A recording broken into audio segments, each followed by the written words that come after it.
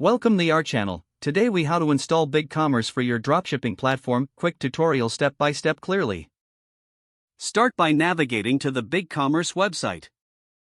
Click on the Get Started button to begin your registration. Fill in the required information, including your email address, password, and store name. After entering your details, click Create Your Store.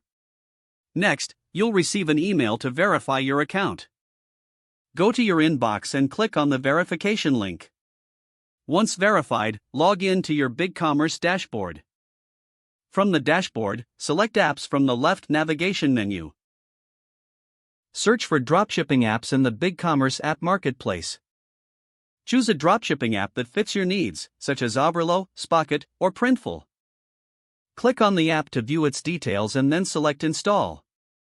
Follow the prompts to connect the app to your BigCommerce store.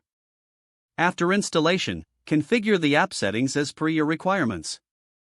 Set up your product catalog within the dropshipping app. Import products that you want to sell to your BigCommerce store. Once your products are imported, check their descriptions and images for accuracy. Customize your store's design and layout to align with your brand. Set up payment gateways under the Store Setup section for processing transactions. Next, configure your shipping settings according to your dropshipping strategy. Test your store by placing a sample order to ensure everything works smoothly. Once satisfied, publish your store and make it accessible to your customers. Monitor your store regularly to manage orders and update product listings as needed. Congratulations, your BigCommerce dropshipping platform is now ready for business.